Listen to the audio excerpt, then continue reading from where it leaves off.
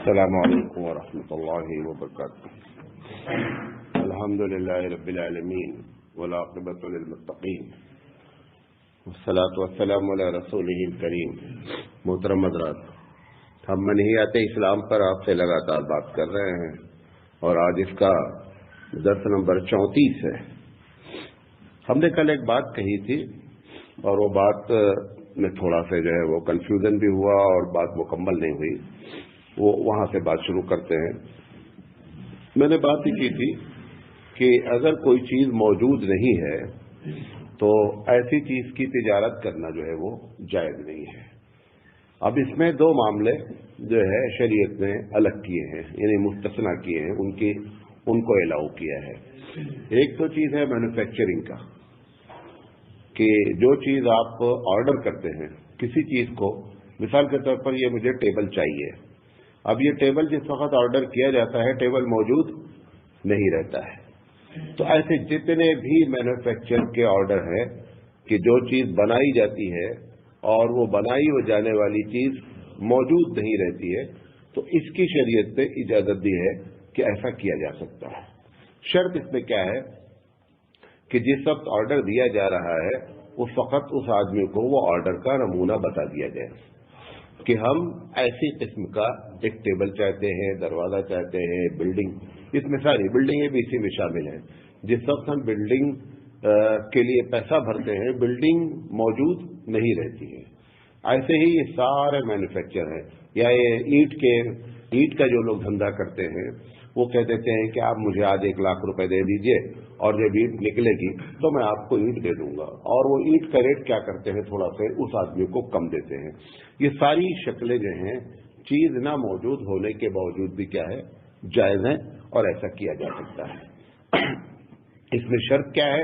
اس میں شرط یہ ہے کہ جس چیز کا آرڈر دیا جا رہا ہے وہ آرڈر اس کے سامنے موجود ہونا چاہیے اور وہ دکھا دے کہ مجھے، اگر خدا نہ خواستہ اس نے ایسا کر دیا کہ آرڈر جو چیز دی گئی اس کو اس نے کیا کر دیا کہ آپ کا آرڈر دوسرے طریقے سے کر دیا، تو پھر اس میں آگے پیچھے آپ بات کر سکتے ہیں کہ میں لوں گا یا نہیں لوں گا، میرا پیسہ واپس کر دو، یہ ایک الگ مسئلہ ہے۔ لیکن جو چیز موجود نہیں ہے مینوفیکچرنگ کی، ایسی تمام چیزوں کا آرڈر بک کیا جا سکتا ہے، اس کا کچھ پیسہ ایڈوانس لیا جا سکتا ہے اور کچھ پیسہ اس وقت لیا جا سکتا ہے جس وقت مال ڈیلیور کیا جائے گا، جیسا کہ دنیا میں چل رہا ہے۔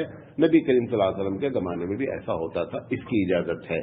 تو کل جو بات آئی تھی اس میں ایک چیز ہے۔ دوسری چیز یہ ایک اور ہے جو کل آدھی بات ہوئی، پوری ہونی چاہیے تھی، نہیں ہو پائی، وہ یہ ادھار جو معاملہ ہوتا ہے، ادھار کی جو کیفیت ہے اسلام میں، امام حنیفہ رحمۃ اللہ علیہ کہتے ہیں کہ ادھار جو بھی دھندا کیا جا رہا ہے اس میں یہ، مثال کے طور پر جیسے میں نے مثال دی کہ ایک آدمی کہتا ہے کہ میں کپاس بونا چاہتا ہوں یا گیہوں بونا چاہتا ہوں یا چاول بونا چاہتا ہوں، جو بھی اس کا کسان کا ارادہ ہے، تو وہ کہتا ہے کہ مجھے آپ 10,000 روپے دے دیجیے، آج 10,000 روپے کے برابر میں آپ کو چاول دوں گا۔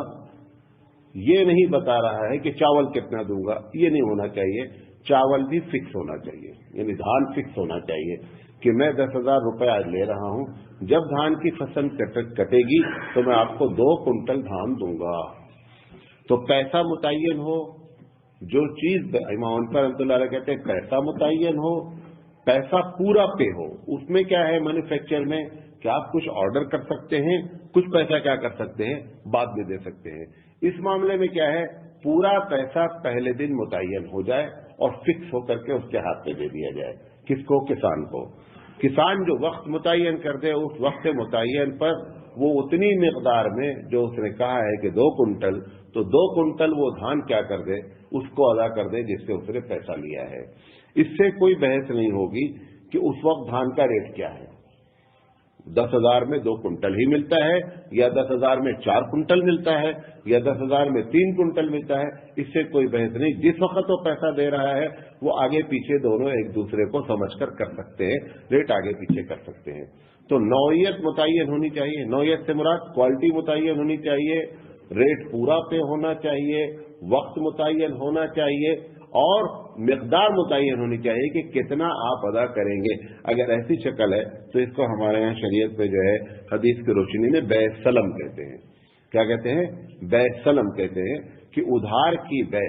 تو اس طریقے سے جو ہے یہ ادھار کی بیع کی جا سکتی ہے. اور مینوفیکچرنگ کی بیع جیسا میں نے بتایا ویسے مینوفیکچرنگ کی بیع بھی کی جا سکتی ہے.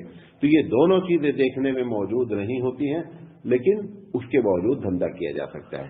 اس میں ایک چیز جو ہوشیاری کرنی ہے، مثال کے طور پر میں ہوں کسان اور آپ سے میں نے لیے پیسے.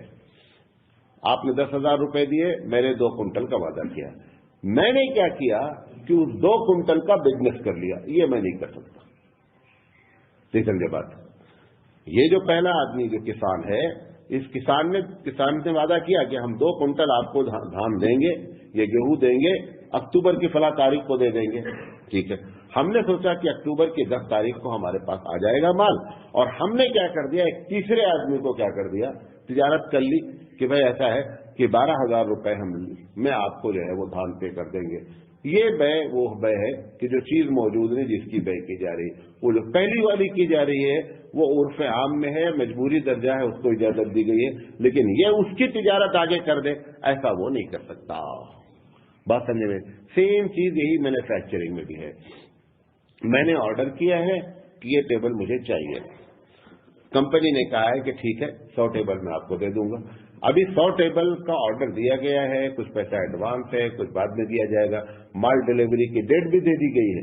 لیکن ہم نے کیا کیا کہ ابھی ہمارے ہاتھ میں مال نہیں آیا اور میں نے اس کو کیا کر دیا، آگے بیچ دیا. ایسا نہیں کر سکتا. بات سمجھ میں آ رہی؟ دونوں میں فرق ایک بات. اس میں ایسا کیا جا سکتا ہے کہ ایک آدمی آرڈر بک کرتا ہے. ایک آدمی آرڈر، جیسے مارکیٹ میں لوگ گھومتے رہتے ہیں کہ آپ کا آرڈر بک کر لیتے ہیں، تو جو اصل بندہ مال جس سے لے رہا ہے وہ مینوفیکچرر نہیں ہے، وہ مینوفیکچرنگ نہیں کرتا ہے. وہ کیا کرتا ہے، دوسرے کو آرڈر دیتا ہے، اس کو مال سپلائی کرتا ہے. ایسا بھی ہوتا ہے مارکیٹ میں کہ ایک آدمی ایجنٹ کے طور پہ گھومتا رہتا ہے کہ بھئی آپ کو کیا سامان چاہیے. آپ نے پوری بات بتا دی کہ مجھے یہ ماڈل کا چاہیے، اتنا سامان چاہیے، ٹھیک ہے میں آپ کو بنوا کے دے دوں گا.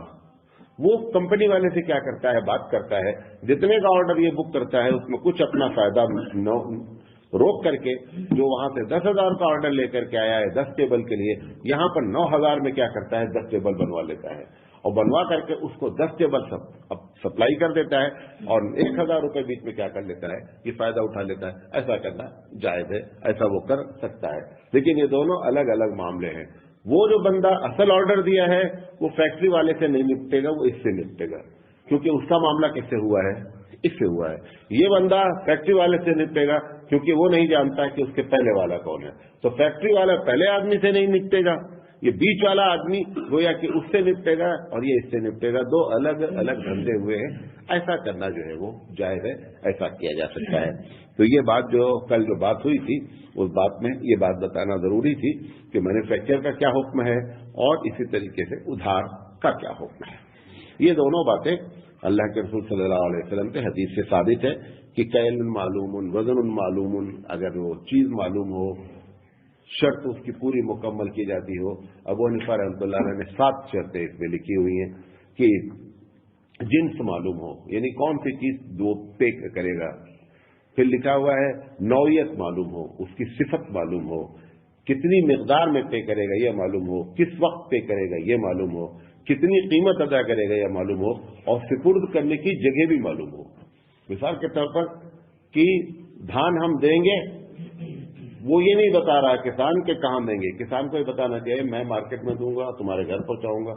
اب یہ دونوں بات نہیں متعین کہ وہ کہہ رہا میرے کھیت سے آ کر کے تم اٹھاؤ، غلہ کیا کرو میرے کھیت سے آ کر کے اٹھاؤ. تو یہ نہیں ہونا چاہیے. وہ بھی معلوم ہونا چاہیے کہ وہ مال کہاں سے اٹھایا جائے گا. یہ ساری چیزیں اگر فکس ہو جائیں گی تو پھر ایسے چکر میں ادھار تجارت کرنا جائز ہو جائے گی. واللہ اعلم بالصواب. اچھا، جو تجارت میں چیزیں منع ہیں، ابھی تو کئی چیزیں باقی اس میں انشاءاللہ بات کریں گے. اس میں ایک چیز یہ ہے کہ قسم کھا کر کے بیچنے کو اللہ کے رسول صلی اللہ علیہ وسلم نے منع فرمایا ہے. مطلب کیا ہے کہ بعض یہ مسلم بخاری کی روایت ہے کہ لوگ کیا کرتے ہیں کہ سامان خریدتے ہیں، یہ سامان بیچتے ہیں اور ان کی عادت پڑ جاتی ہے، یعنی اللہ کی قسم یہ اتنے میں ہے. اگر وہ صحیح قسم ہے تب تو ٹھیک ہے، لیکن وہ بھی آپ ایک چھوٹی سی چیز تجارت کے لیے اتنی بڑی ذات کو کیا ہے لا کر کے آپ نے سامنے کھڑا کر دیا کہ اللہ کے. اب وہ سامنے والا کیا ہوتا ہے کہ ایک تو اللہ کا نام آ گیا تو بیچارہ پھر آگے پیچھے کرتے ہوئے کیا وہ باتیں نہیں کر سکتا ہے, کچھ بارگننگ نہیں کر سکتا ہے, کچھ آپ سے مول بھاؤ نہیں کر سکتا ہے, کیونکہ بیچ میں اللہ کا نام آ گیا. تو اس طریقے سے اگر وہ صحیح بھی آپ کا ریٹ ہے, جو مثال کے طور پر آپ 230 روپے کا ایک سامان لے کر آئے 250 میں بیچ رہے ہیں, اب آپ کو مصر ہے نہیں مجھے 250 میں دے دیجئے. اب آپ اس وقت کہہ رہے ہیں بھائی اللہ کی قسم کھا کے کہہ رہا ہوں میں کہ 230 میں لایا ہوں, سمجھے. تو گھر کے یہ جو آپ جو کہہ رہے ہیں بات صحیح ہے, لیکن ایسا کہنے سے بھی ایک چھوٹی سی تجارت میں جو ہے اللہ کو لے کر کے بیچ پہ آنا یہ اچھی بات نہیں ہے. زیادہ قسم کھا کر کے تجارت کو بیچنا منع ہے. اور اگر کہیں خدا نخواستہ ایسی قسم کھائی جا رہی ہے کہ جو قسم ہی نہیں ہے, لایا ہی بندہ 200 میں ہے, قسم کھا کر کے 230 بول رہا ہے اور پھر 250 میں کیا کر رہا ہے بیچ رہا ہے, تو یہ جو قسم کھائی جا رہی ہے یہ ایسی قسم کھانا گناہ ہے. کفارہ تو اس پر نہیں ہے, یہ یاد رکھیں. کفارہ ہوتا ہے اس قسم پر جو فیوچر کو توڑے. نہیں سمجھے بات. مثال کے طور پر آپ یہ قسم کھائیں کہ میں یہ کام کروں گا فیوچر میں مستقبل میں, اور اس کام کو آپ نہیں کریں گے تو گناہ بھی ہوگا کفارہ بھی ہوگا. لیکن یہ جو بندہ کہہ رہا ہے میں 230 میں لایا ہوں, اللہ کی قسم کھا کے کہہ رہا ہے اور لایا ہے 200 میں, تو یہ توڑ نہیں رہا کوئی چیز, جھوٹی بات سے قسم کھا رہا ہے. تو لہذا یہ گناہ تو ہوگا لیکن اس پر کفارہ نہیں ہے. کفارہ اسی وقت ہوتا ہے جب مستقبل میں قسم کو کیا کر دیا جائے, توڑا جائے. جب تک توڑا نہیں جاتا ہے تب تک کفارہ نہیں ہوتا ہے, لیکن گناہ اپنی جگہ برقرار رہتا ہے. لہذا جو تاجر لوگوں کی عادت پڑ گئی ہے ان کو اس سے بچنا چاہیے کہ وہ قسم کھا کر کے مال کو نہیں بیچے. اسی طریقے سے مستدرک حاکم کی روایت ہے کہ اگر یہ بات معلوم ہو گئی کسی کو کہ چوری کا مال ہے تو پھر اللہ کے رسول صلی اللہ علیہ وسلم نے اس سے منع فرمایا ہے. آپ کو یہ بات معلوم ہو گئی ہے کہ یہ چوری کا مال ہے, تو اب پھر ایسی شکل میں وہ یقینی بات ہے وہ ریٹ سستا دے رہا ہے.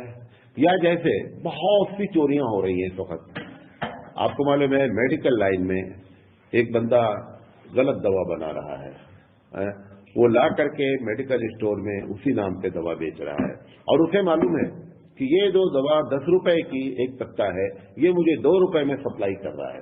یہ 2 روپے میں اس لیے اس سے لے لیتا ہے کیونکہ اس کو معلوم ہے کہ اس نام کی دوا 10 روپے میں مارکیٹ میں بک رہی ہے, لہٰذا اس نے 2 روپے کا استعمال لے لیا. چوری کا مال لیا گیا ہے اور لے کر کے, چوری سے مراد کیا ہے, دونوں طریقے کی چوری ہو سکتی ہے. یا تو ڈائریکٹ 10 روپے کی چیز سے چوری کر کے لا کر 2 روپے میں سپلائی کر دی گئی, اور یا یہ ہو سکتا ہے یہ چوری کی گئی ہے کہ وہ مال ہی ڈپلیکیٹ بنایا گیا ہے. تو یہ تمام چوریاں ایسی جتنی چوریاں ہیں یہ نہیں سمجھے آدمی کہ میں بڑا ہوشیار ہوں اور میں نے بہت کم قیمت پہ لے لیا ہے. یا جیسے چور مارکیٹ لگتی ہے بامبے میں, باقاعدہ چور مارکیٹ نام پہ دکان ہے, وہ مطلب مارکیٹ ہے پوری. یہ چپل جوتے جو غائب ہوتے ہیں سب وہاں کیا ہوتے رہتے ہیں, بکتے رہتے ہیں. اب آپ کو یہ بات معلوم ہے کہ یہاں پر چوری کا مال ہی بکتا ہے, مسلمان کے لیے جائز ہی نہیں ہے وہاں جا کر کے سامان خریدنا. کیوں؟ اس کی وجہ آپ بولیں گے ہم نہیں خریدیں گے دوسرا خریدے گا, تو اس کا ایک جواب تو یہ دوسرا خریدے گا آپ سے مطلب نہیں, وہ گنہگار ہوگا. ہم لوگوں نے ایسا مال خرید کر کے چور کو انکریج کیا کہ آپ چوری کرتے رہے. اگر چور کو یہ معلوم ہو جاتا ہے کہ میرا مال مارکیٹ میں نہیں بکے گا تو وہ چوری کرنے سے کیا کرتا ہے, اپنے آپ کو روکتا. لیکن اسے یہ بات معلوم ہے کہ اگر میں چوری کر کے سستا مال لے کر جاتا ہوں تو پبلک ہاتھوں ہاتھ لیتی ہے, اور اسے پبلک کو ہوشیاری کیا ہے کہ جو چیز 10 روپے میں ملنی ہے وہ 2 روپے میں مل جاتی ہے. تو اس طریقے سے کیا کرتا ہے کہ وہ چوری کا مال خرید لیتا ہے. نبی کریم صلی اللہ علیہ وسلم نے اس سے منع فرمایا ہے کہ چوری کا مال جو ہے ایسا نہیں خریدنا چاہیے. اسی طریقے سے کمائی کے سلسلے میں کہ اس بات کو بھی دیکھنا چاہیے کہ کون سی کمائی اللہ کے رسول صلی اللہ علیہ وسلم نے منع فرمائی ہے. ایک آپ بھی جانتے ہوں گے, گاؤں والے زیادہ جانتے ہیں کہ لوگ جو ہے نا وہ جفتی کراتے ہیں. جفتی جانتے ہیں, یہ جو جانور ہے جانور کو گابھن کراتے ہیں. تو نر میل کو پالتے ہیں اور پالنے کے بعد اس کے ذریعے کسی دوسرے جانور جیسے گائے بیل پالا گیا ہے تو بیل کے بیج کو بیچتے ہیں اور بیچ کر کے اس سے کیا کرتے ہیں, پیسہ کماتے ہیں. اللہ کے رسول صلی اللہ علیہ وسلم نے اس کمائی کو حرام قرار دیا ہے. وجہ اس کی کیا ہے؟ وجہ اس کی 2 ہے, بہت گہری وجہ ہے. جو اللہ نے انسان میں یا جانور میں سیکس رکھا ہے تو اس جانور کے سیکس کا یہ حق ہے کہ وہ اپنے جانور سے سیکس حاصل کرے. جو آدمی اس کے بیج کو بیچتا ہے اس کے جانور سے سیکس اس کو کرنے نہیں دیتا ہے. جانور کے حقوق کو جو کہا جاتا ہے نا، اللہ کے رسول صلی اللہ علیہ وسلم نے جانور کے حقوق کو بھی مد نظر رکھا. لوگ اوپر بات بتاتے ہیں، لیکن یہ بات بھی جانور کے حق میں داخل ہے. اس لیے اللہ کے رسول صلی اللہ علیہ وسلم نے اس سے منع فرما دیا، کیونکہ جب اس جانور کو، اس بیل کو گائے سے سیکس کرنے کو نہیں ملے گا تو اس کو جو لطف اس کا حق اللہ نے دیا تھا، آپ نے کیا کر دیا، اس حق کو مار دیا. یہ بہت بڑا گناہ کیا آپ نے. اچھا، دوسری بات بھی کرے کہ جس گائے کو وہ کیا کرتے ہیں، اس کا بیج لے کر کے مصنوعی انداز میں اور انجیکشن کیا کر دیتے ہیں، گائے کے اندر ڈال دیتے ہیں. گائے کو بھی جو سیکس کے ذریعے لطف حاصل ہونا چاہیے وہ حاصل نہیں ہوا، تو نہ میل کو لطف حاصل ہوا اور نہ فیمیل کو لطف حاصل ہوا. دونوں کے ساتھ کیا ہو گیا، ظلم ہو گیا. اللہ کے رسول صلی اللہ علیہ وسلم نے اس وقت اس کو منع فرمایا. بخاری شریف کی روایت ہے کہ اس قسم کی جفتی کا جو پیسہ کھایا جا رہا ہے یہ حرام ہے. آپ کو معلوم ہے ابھی پنجاب میں کئی کروڑ کا ایک بھینسا ہے، کئی کروڑ کا. ابھی پردھان منتری جی کچھ دن پہلے اس بھینسے کو دیکھنے گئے تھے، جو روز آنا دن بھر میں کم سے کم 3,000 روپے کا سامان کھاتا ہے بھینسا. وہ کیا ہے، اس کی نسل اچھی ہے، لہٰذا اس نسل کے بیج کو کیا کرتا ہے، وہ بیچتا ہے. تو سال میں وہ کس کا کہنا ہے کہ ہم کم سے کم 1.5 کروڑ روپے سال میں کماتے ہیں اس سے. اس کی قیمت 9 کروڑ روپے ہے، اس بھینسے کی قیمت 9 کروڑ ہے. تو اس طریقے سے اس کے فائدہ اٹھا رہا ہے. اللہ کے رسول صلی اللہ علیہ وسلم اگر وہ کوئی مسلمان ایسا کام کرے گا تو قطعی یہ بات جائز نہیں ہے. آپ یہ اندازہ کریں کہ ہمارے نبی نے ان سب چیزوں کو بھی مد نظر رکھا، اور جانور کے حقوق کو مد نظر رکھنے کا مطلب یہ بھی مد نظر رکھا گیا. نبی کریم صلی اللہ علیہ وسلم، بخاری کی روایت ہے کہ نبی کریم صلی اللہ علیہ وسلم نے جو ہے وہ زنا کی کمائی سے منع کیا. اللہ کے رسول کے زمانے میں لوگ ایسا کرتے تھے، زمانے جاہلیت میں، حضور کے زمانے میں بھی ایسا ہوتا رہا. پھر آپ نے سختی سے جو ہے منع کیا. خیر صحابہ تو کوئی ایسا نہیں کرتے تھے، لیکن حضور کے زمانے میں جو کفار تھے وہ کرتے تھے. وہ کیا کرتے تھے کہ لڑکیاں خرید لی جاتی تھی اور خریدنے کے بعد پھر ان سے دھندا کرایا جاتا تھا، اور ان کے جو ہے اس کمائی کو کیا کرتے تھے، لوگ کھاتے تھے. آج بھی یہ آپ کے جو ہوٹل والے ہیں، یہ جو بہت سے ہوٹل ہیں جو اس بات جو دھندا کرتے ہیں وہ یہی کرتے ہیں. کیوں، لڑکیوں کو وہاں پر سپلائی کیا جاتا ہے، اس کی ایک رقم ہوٹل کو جاتی ہے، ایک رقم لڑکی خود لیتی ہے، ایک رقم بیچ میں ایجنٹ کھاتا ہے، جس کو اردو میں ایک لفظ استعمال ہوتا ہے بھڑوا کہتے ہیں. معلوم نہیں آپ کو یہ لفظ معلوم نہیں. وہ بیچ میں کیا کرتا ہے، ایجنٹی کرتا ہے، عورتوں کو سپلائی کرتا ہے. تو یہ تینوں حرام کھا رہے ہیں. وہ لڑکی جو کھا رہی ہے وہ سب سے بڑا حرام کھا رہی ہے، وہ بیچ میں جو لا کر کے لڑکی کو سپلائی کر کے کھا رہا ہے وہ بھی حرام کھا رہا ہے، اور جس نے اپنی جگہ دی ہے اور وہ جگہ دے کر کے کھا رہا ہے وہ بھی حرام کھا رہا ہے. تو اللہ کے رسول صلی اللہ علیہ وسلم نے، بخاری شریف کی روایت ہے کہ نہى النبی صلی اللہ علیہ وسلم عن کسب الایمان، کہ ایسی عورتوں کی، زناکار عورتوں کی کمائی سے اللہ کے رسول صلی اللہ علیہ وسلم نے منع فرمایا ہے. بخاری کی ایک روایت اور ہے کمائی کے سلسلے میں، وہ یہ ہے کہ کاہن کی کمائی سے منع کیا گیا ہے. نبی صلی اللہ علیہ وسلم کے زمانے میں کاہن ہوتے تھے.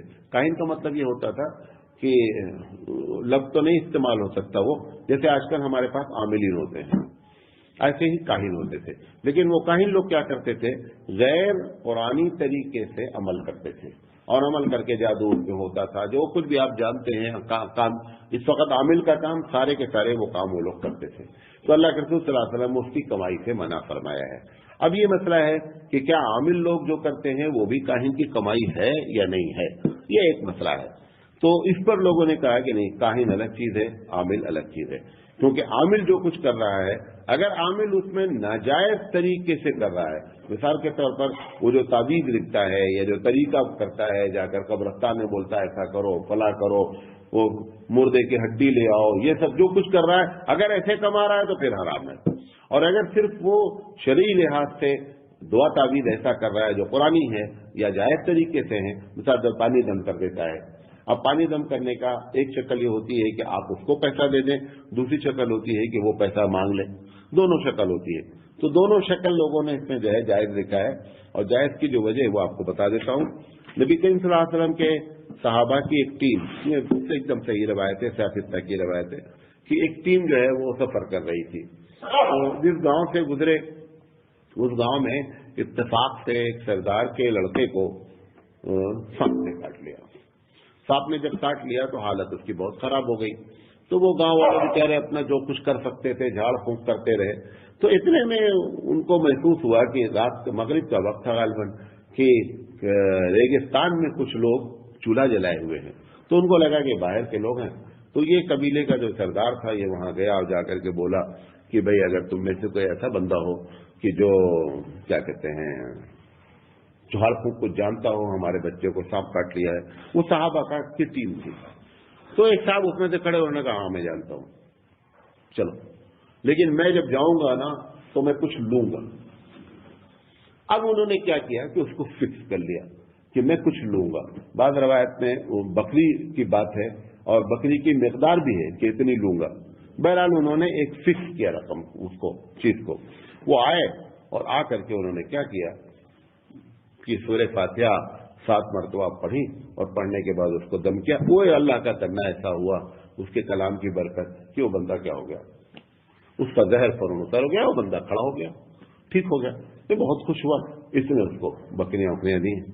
اب یہ بکری لے کر کے گئے تو پہلے تو وہاں اپنا ٹکا پارٹی لگی. تو اب وہ جو صحابہ کی جو ٹیم تھی اس میں سے 2 گروہ ہو گئے صحابہ کے. انہوں نے کہا نہیں یہ میں کھاؤں گا نہیں, یہ جو بکری تم لے کر کے آئے ہو نا یہ تم نے کیا کہتے ہیں عمل کیا اور عمل کر کے وہاں سے تم بکری لے کر کے آئے ہو, زیادہ اس کا کھانا جائز نہیں. تو انہوں نے کہا کہ جو لے کر آئے تو انہوں نے کہا نہیں میری سمجھ سے تو ایسی کوئی بات نہیں ہے. بہرحال وہ ایک گروہ نے کھایا, 2 4 10 لوگ رہے ہوں گے, کچھ لوگوں نے کھایا کچھ لوگوں نے نہیں کھایا. اب بقیہ جو بکری زندہ تھی وہ گئی, ساتھ میں گئی. جا کر کے انہوں نے اللہ کے رسول صلی اللہ علیہ وسلم سے پوچھا کہ ایسا ایسا ہوا ہمارے ساتھ اور ہم نے بکری لی ہے تو اس کا کھانا جائز ہے کہ نہیں. تو حضور نے کہا کہ اگر اس میں سے بچی ہو تو ادھر بھی پاس کرو. اس کے جائز ہونے کی دلیل پر آپ نے کہا اگر اس میں سے کچھ بچا ہوا ہے تو ادھر بھی پاس کرو یار. تو ہو گیا, معلوم ہو گیا کہ بھائی جائز ہے.